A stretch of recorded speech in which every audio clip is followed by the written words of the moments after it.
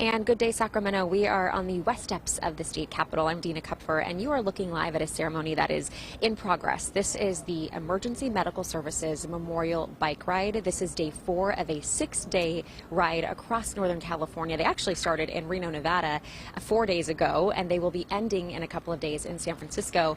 Today, they began their journey in Rancho Cordova, and they will go about 75 miles in total and end up in Fairfield. But here today, the ceremony, this is really why these riders do this. 114 service members with EMS lost their lives between 2022 and 2023.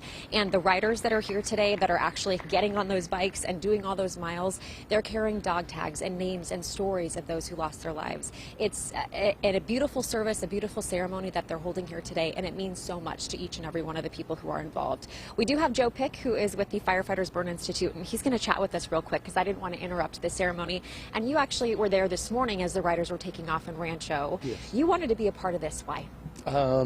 Because it's a worthwhile cause. We have similar missions. This is honoring firefighters and first responders, EMS personnel that have lost their life this year.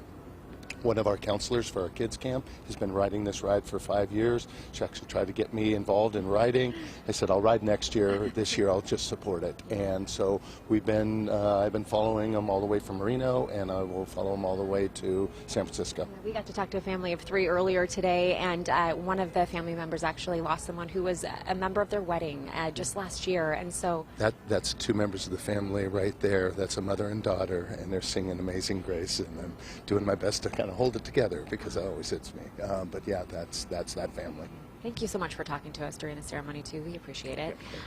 Also, the connection, the Firefighters Burn Institute, you all really want to make sure that people know about your cause as well as this cause, and there is a connection here. There is a connection. Firefighters Burn Institute, we've been around for 50 years. We certainly support firefighters and first responders when they get injured, but we support way more than that. Little kids from Shriners, civilians from UC Davis. We're committed to this community and well beyond to take care of burn survivors throughout their whole journey. When they get a burn injury and then leave the hospital, that's when the struggles really start happening. Yeah, so we know certainly tragedy can really impact an entire family as well as a community. You're going to be able to see these folks here for just a few more minutes because now they're going to get back on their saddles and they are going to head toward Fairfield. And they had some police escorts as they made their way across the American River Bike Trail earlier this morning. And when I talked to some of the riders, they said they had chills because it was just such a monumental part of this ride to be able to go through Sacramento, again, carrying the memories of colleagues in some cases, the fallen, and the families are paying tribute in a beautiful way. One of those riders just lost her husband last year, and so this is something that's going to be taking place again throughout our community today. They are ending in Fairfield at the Jelly Belly factory, and yes, they're going to be getting some treats, some well-deserved treats when they're there, and then they will finish up in 2 days in San Francisco. We'll have much more coming up tonight on the CBS News. What a lovely thing. Yeah, what a lovely thing. Thank you, Dina.